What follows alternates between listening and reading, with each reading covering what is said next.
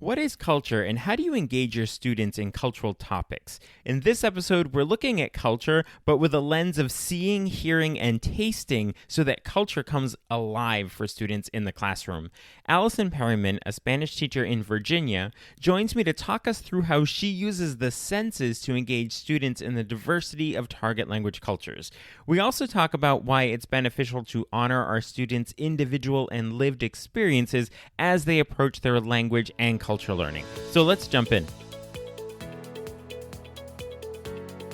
Are you a language teacher looking for some reassurance that what you're doing in the classroom is on the right track? Or maybe you're looking for some ways to teach even more effectively. If you're one or the other or somewhere in between, you've landed in the right place. This is the World Language Classroom Podcast with your host, me, Joshua Cabral. You're about to get tips, tools, and resources so that your students continue to rise in proficiency and communicate with confidence. Let's jump in. Vamos, allons-y. Hello, my friends. Bonjour, mes amis. Hola, mis amigos. Welcome to the World Language Classroom Podcast. I am Joshua Cabral. I have to tell you, you are an incredible educator because you're listening to a podcast about teaching. You might be on your way to school, maybe you're jogging or running or doing the dishes, whatever you're doing. You're actually listening to a podcast about language teaching, and you're going to use this for what you're doing in your classroom maybe tomorrow. So thank you so much for being that incredible educator that you are. And today on the podcast, I'm very excited to be speaking with Allison Perryman. I have watched so many of her reels on Instagram. I find her incredibly entertaining, which is great. But she's also so insightful and clever about connecting with culture in her classroom and sharing that out with teachers. She's yet another one of these amazing language teachers that is so generous and giving ideas and helping and being willing to come on and have a conversation about it to share with everyone who's listening.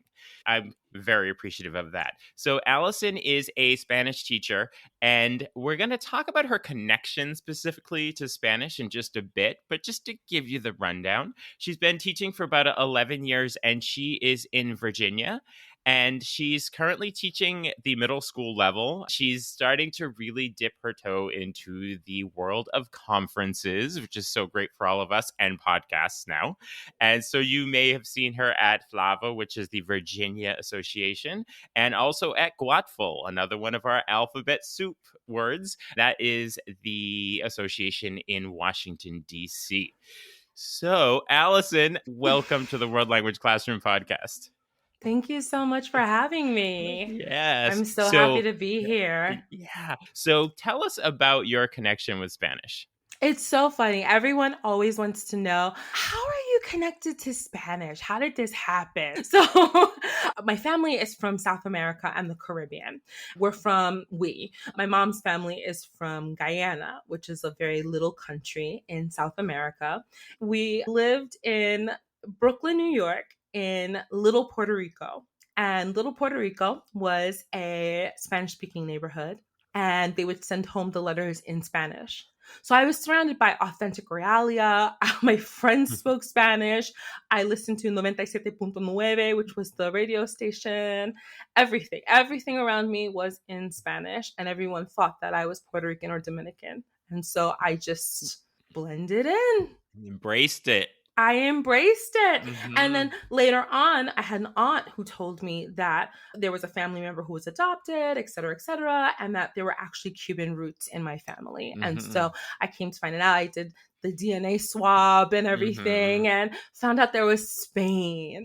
So you had connections and actually using and understanding Spanish sort of quote unquote on the streets. So not necessarily in the classroom, but like out in the community as well. So what was that like, the using of Spanish in your community and in school? I was very methodical about how I learned Spanish, which was very strange for a 9-year-old.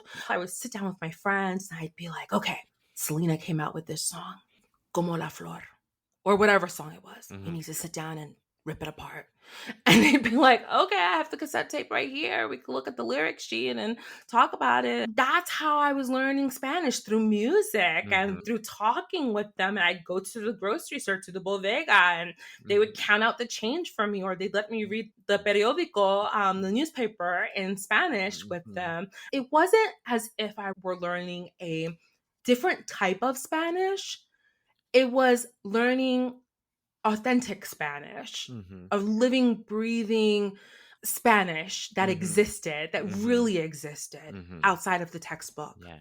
So it seems from the very beginning, all of your attachment to Spanish has been through culture. You never Absolutely. experienced Spanish as just this language that was in isolation from a culture. You started in the culture and then used the language to navigate it. Exactly. Right. Exactly. So let's take on this topic of that culture, which you've always seen it as a connection to the language. So when you think of the word culture, when you use the word culture, whether it's with students and just talking about it, what is culture to you? That's a big Mm-hmm. iceberg, Mm-hmm. right? So a Yeah. lot of teachers may have seen that drawing of the iceberg, Mm-hmm. that above you see music and you see different aspects of culture that are visible, and below the iceberg you see different aspects of culture that aren't visible, such as beauty standards, Mm-hmm. biases, gender roles, different things like that. And so I love the analogy of the cultural iceberg. So, Actful will define culture as what we create, how we behave, and what we do as a society. Mm-hmm. I look at it more of those three P's.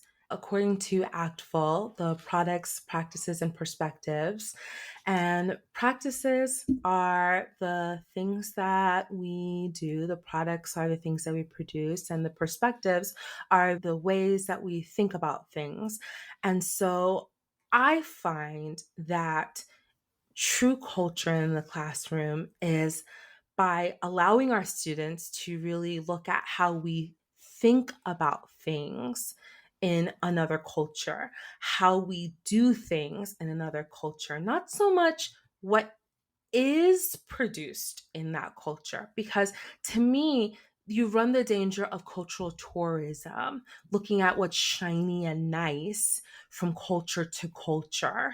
And that I don't want to do. I want a student to really delve into a culture, dive into a culture, and to really absorb it, so that they have something in their resource and their aptitude that they can take out into these streets, which is what I tell my students, Mm-hmm. and as something that they can use with another person, Mm-hmm. information that they can use in interaction with other Mm. people. Yeah, it's about personal contact, right? Exactly. It's what you absorb, learn, grow, know, and then use with other people. Yeah. It's not what you can see and identify per se. It Mm-hmm. can be, Mm-hmm. but that shouldn't be it. That is the tip of the iceberg. We Right. want to go below. This week the word tangible came up with my students, and it just so happens that one of the English teachers, they do a word of the week with their students to learn vocabulary. So I said, we're going to do that in our language classes as well. We'll do the same word, we will just focus on it. And the word was tangible and intangible.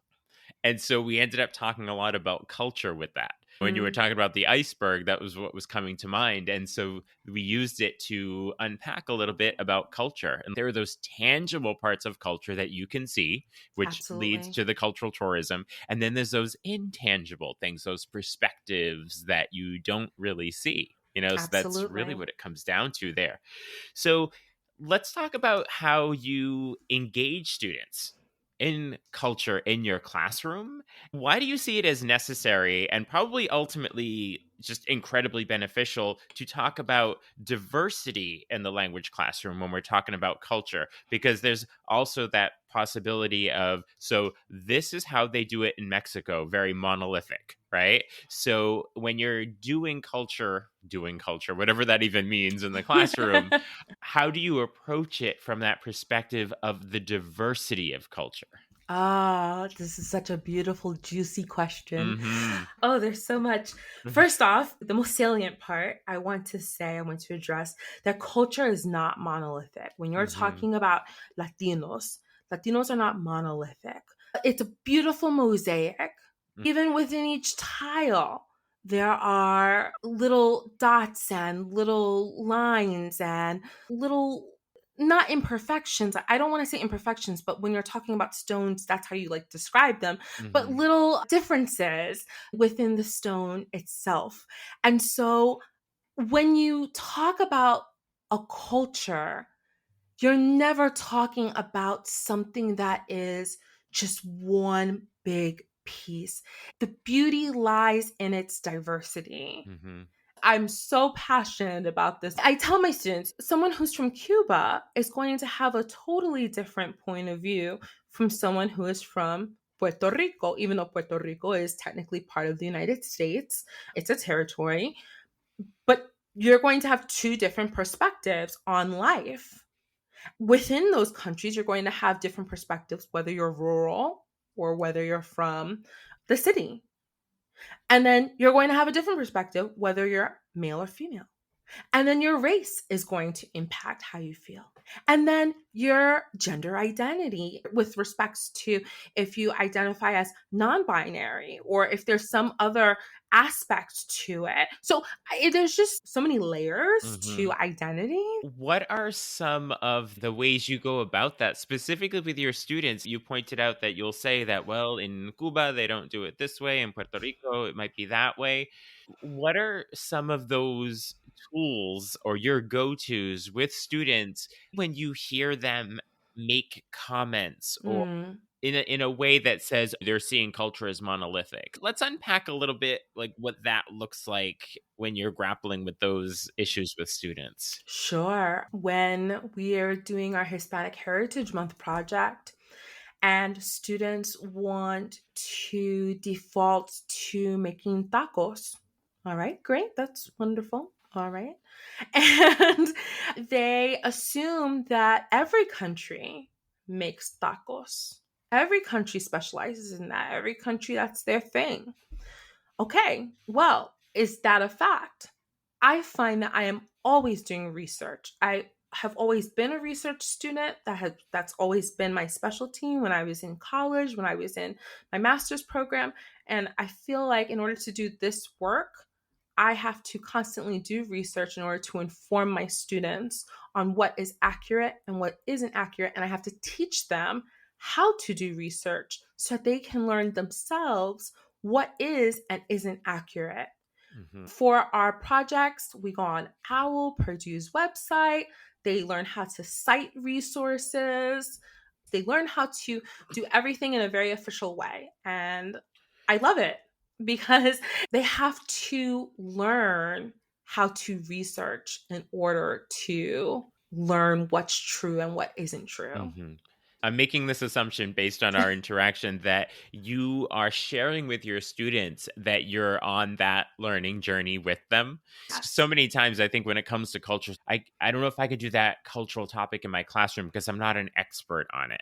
Are you sharing with your students when you're on that learning journey about particular cultures with them?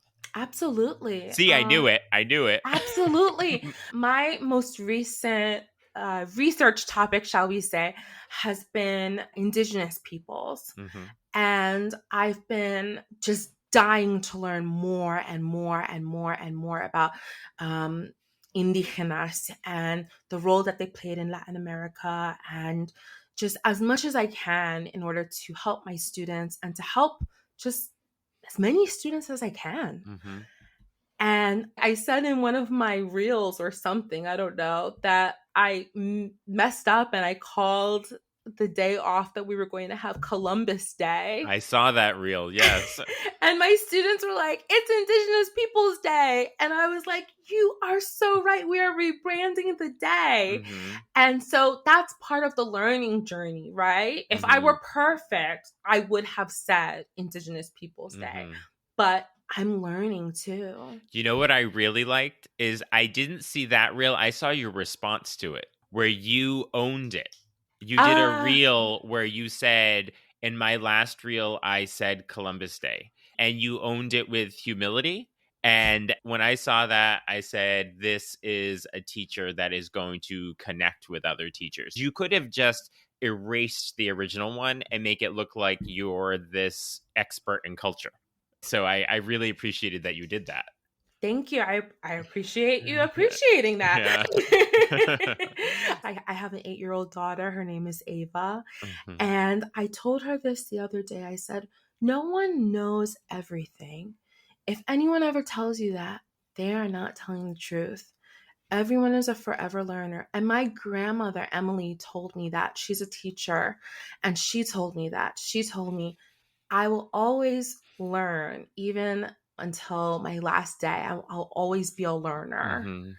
And that stuck with me. And when you know better, you do better, right? Yeah, Maya Angelou, I believe, is who we credit with the "when you know better, do better," right? You will have that in your mind whenever October comes around, and you refer to that holiday, all right? Or absolutely. that And that day of recognition. I shouldn't call it a holiday. yes, yes. And now I have what I've created for that day. And then the following month, I have these resources. As I go through the year, maybe I'll find out more information and tweak them. I'm not ashamed to say that. You stop learning. I mean, You there's stop growing. yeah. And that I have no interest in that. Right. So, That's sad. right. So I need to learn a little more about what to do with culture in my classroom. So I'm going to be reaching out to you to have a podcast conversation. We're going to grow, grow, grow. So let's get into some specifics about what it's looking like in your classroom so that Sure. teachers listening, they can say, okay, yep, I get it. This Allison person, she has me on board with this culture. I saw a recent virtual workshop that you had done, and you had broken down activities into, I'm going to call them tangible because I said it earlier, but it was about seeing, tasting, and hearing culture. And Yeah. I really appreciated going about it in that way. So, can we break down some of the activities that you do with students to engage with seeing, tasting, and hearing culture and essentially experiencing? Sure, that's my trifold approach to teaching culture. It's not comprehensive for sure, because I'm sure that there is someone listening that is like, well, hey, isn't Mm-hmm. there also feeling? Mhm, mhm, However, this is how I approach it. And I think mhm. that it's a great entry point for culture in the classroom. So Okay. we've got seeing, Okay. and seeing is all of the visual aspects of culture, the visual arts, promotion clips, video shorts, things that can be used for the purpose of furthering culture or students' Mm, knowledge mm, of the mhm, culture. The clip that you probably saw probably featured the ASL, BASL, mhm. where I learned, and that's what got me. It was visual, it was very visual. I saw in my mini feed one day on Facebook. Yes, I'm old. I saw in my mini feed Nothing one. wrong with Facebook. Nothing wrong with Facebook. I saw in my mini feed one day this video short for Netflix for this documentary on BASL. And I was like, what is that? Apparently, there's a dialect of American Sign Language that's called Black American Sign Language. And the video was so just gripping, just it really pulled me in. And I'm not an ASL teacher, but it was really attractive in the sense that even in the signing community, there were differences and lines drawn due to race, ethnicity, culture, etc. And so this is something that could be used in the classroom as Right. a result. What would you actually do with students with a clip like that in the classroom? How would they engage? What would be their input, output, all of that linguistic stuff? With a clip like that, I was using for the conference that I used that for, that specifically was for signing teachers. So to reach out to signing teachers. Mhm, But if I were to use a visual piece in the classroom, I would love to use maybe recently toured Frida Kahlo's house, her Casa Azul in Mm-hmm. Mexico. And then we could describe it in Spanish in simple sentences. The students could make up sentences using colors in their words, gender agreement, concordancia, Mm-hmm. and that could be the actual lesson. The Mm-hmm. lesson could be concordancia, Mm-hmm. which is the agreement between words in a sentence, Mm-hmm. essentially. Mm-hmm. And you could use your core content piece as a tour of Frida Kahlo's home, Mm-hmm. which is so much cooler than Yeah. holding up color sheets, Right.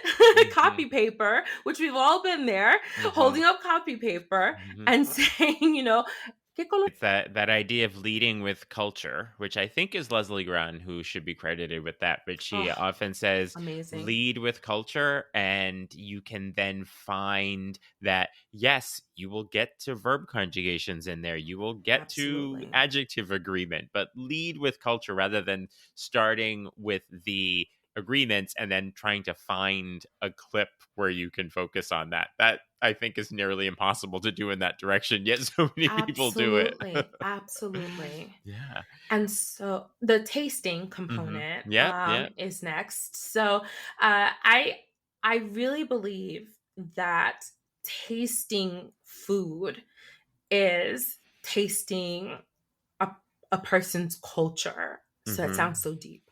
But I feel like it's tasting their whole history, Mhm. the ingredients that they use, the care that they use, the manner in which they prepare the food, how they prepare it, how it's presented, what plates they use to put it on. All of these things contribute towards the history of the food and Mhm. the name of the food. And so, alfajores are these little, almost like Oreos, but Mhm. they're Spanish Oreos. And they have a dulce de leche in the middle. And the Arab word for it is alfacor.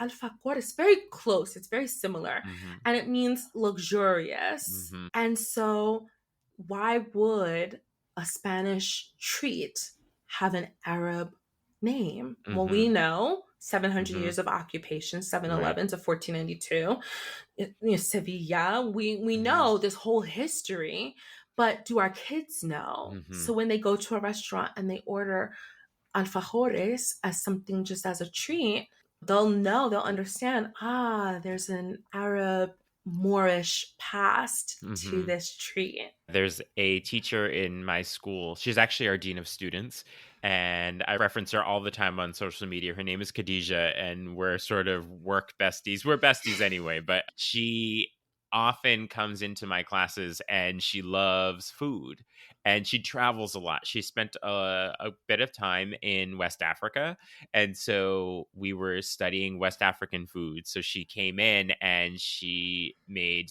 a Senegalese chicken dish I think for I us. saw Did you some, see that? Yeah. yeah.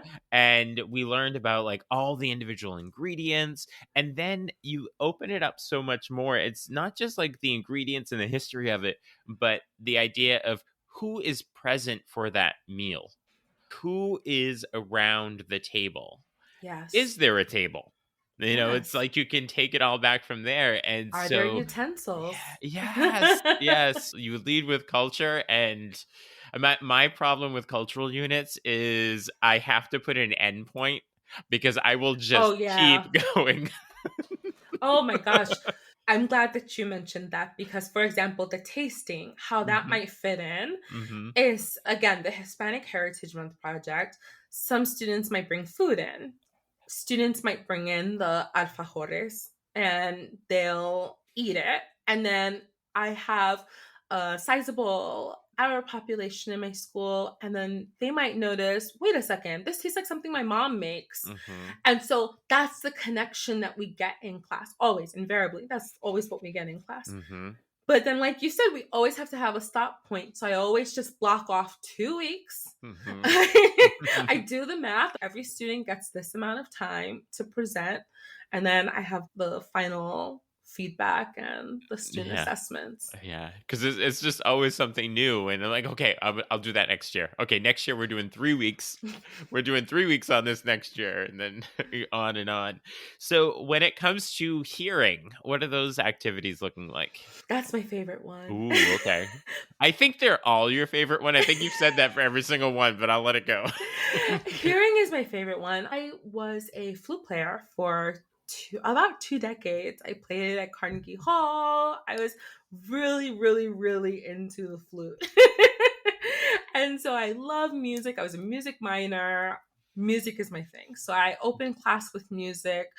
I play music during class. I love the mania musical. I play that a lot in class, and we'll vote on which one is the best, which Hmm. song is the best. If you like a song in English, if you like a certain particular genre in English, most likely you can find that in your target language. It can be found. And you can learn new vocabulary that way. There are tangible ways of making the intangible tangible. Wow, that was deep. But but with you looking at what you can see, what you can taste, what you can hear, those are the tangibles, as we were talking about earlier. Right. But then when you dive into them, you get behind what influences all of that, then you can get to those intangible, the under the iceberg sort of things in there. Right. And we have to do this. We have to do this work. A lot of people don't realize it, but the tipping point, we've reached the tipping point in terms of Hmm. K through 12. K through 12 students are mostly now students of color, Hmm. over 50%, according to the 2020 census data. Hmm. So we need to start having more conversations about diversity instead of sweeping it under the rug. Hmm. And we also are in an increasingly Hmm. globalized world. And Hmm. our goal, at least in the school district I teach at, is to create global citizens. Hmm. With all of these things at play, it's important to see, hear, and taste Hmm. culture. Yeah. And this is bringing up in my mind right now, I'm thinking about representation and the more culture we do in the classroom that's authentic culture, not Yes, sort of the tourism culture you referenced earlier, but the more we do that, the more students are likely to find a place where they fit in, see themselves reflected. So if we're doing like the windows and mirrors, so the window into the experience, but also that's going to be opportunities for the mirrors of students. And with an increasingly diverse population in the classroom, these cultural experiences for them are becoming more and more important and incredibly beneficial. absolutely. Yeah. Absolutely. Yeah. And this is just talking about one aspect of culture. This isn't even, I mean, there's so Hmm. many things that Hmm. we can talk about. You are clearly inspired by all this work with culture. Where are you pulling that inspiration from? Where are you looking to, whether it's conferences or teachers or books? Like, where's that inspiration coming from for you? All right. So it's the most unlikely of places. Hmm. Are you ready? I'm ready for it. Bring it. Instagram. Considering that's how I know you, I think it's cool. I consider Instagram like LexisNexis. Hmm. For those who know, they know.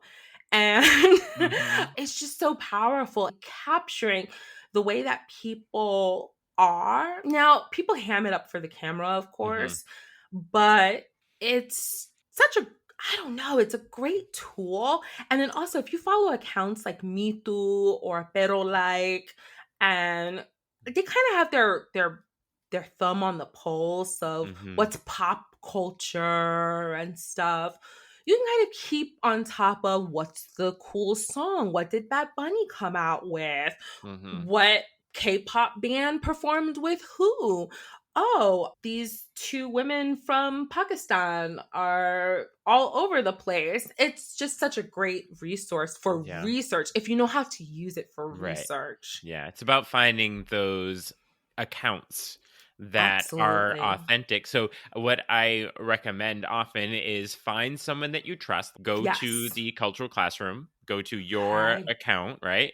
And Yes. then look at who you're following. because you've vetted those people. Oh, You've yeah. vetted those accounts, and then those are the ones. So you don't have to vet them yourselves. But it's about finding that initial entry point of someone that you trust and look at who they're following. Yeah. For example, like La Fania or La Fania, that's a record company. And they post all the time classics, the classic salsa stuff, Mm-hmm. the creators of salsa.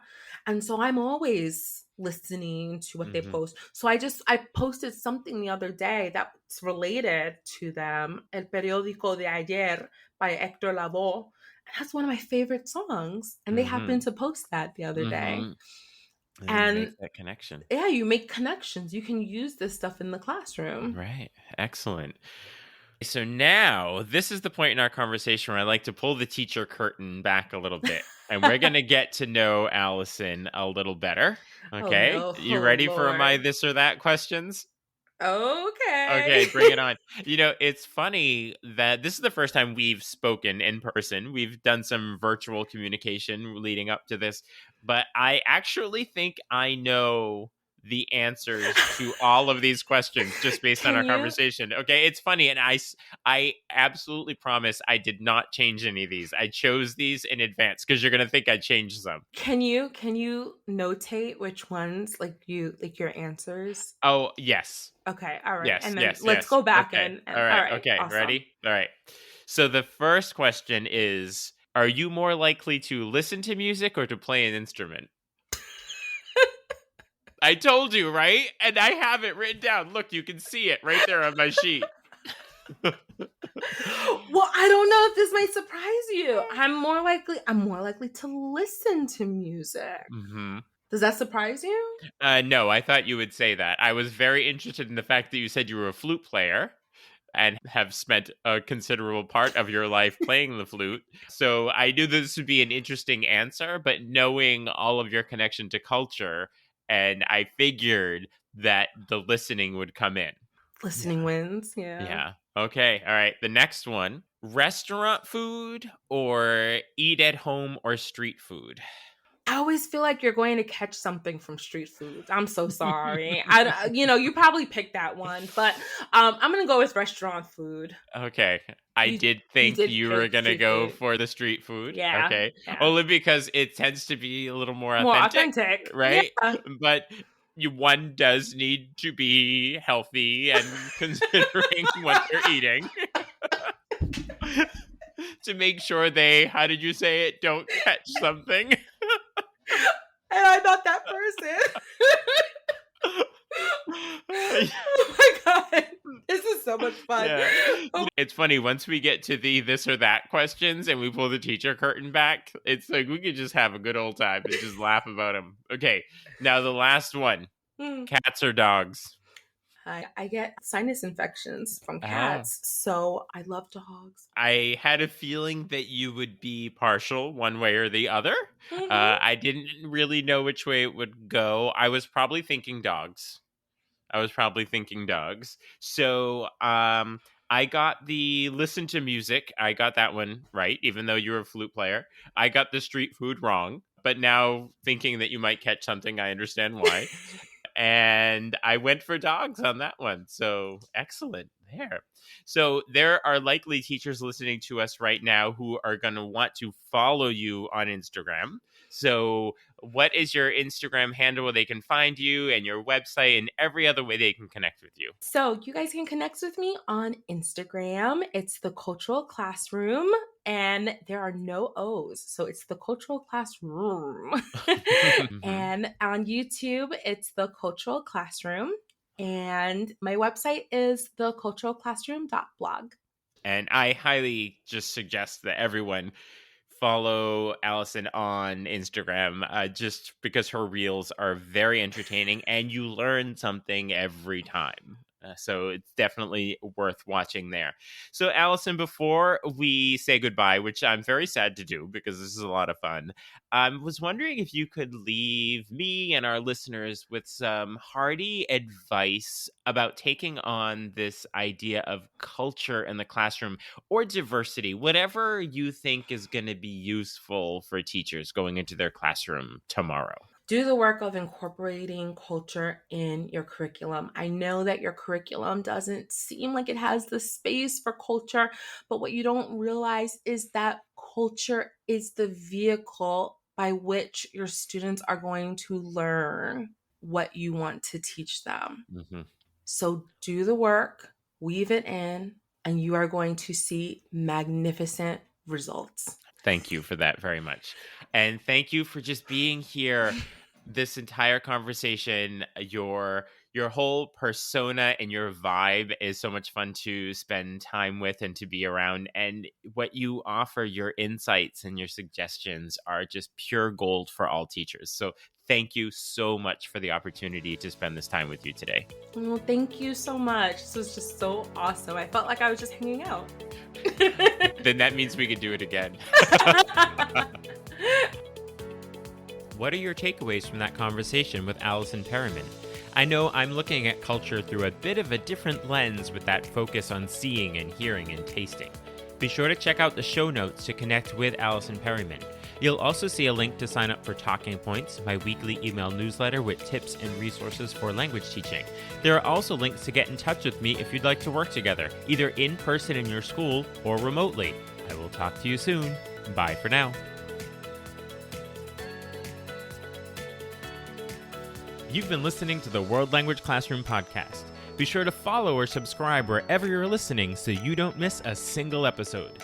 Let's continue the conversation on Twitter, Facebook, or Instagram at WL Classroom. You can also see over 250 blog posts about language teaching at, you guessed it, WLClassroom.com.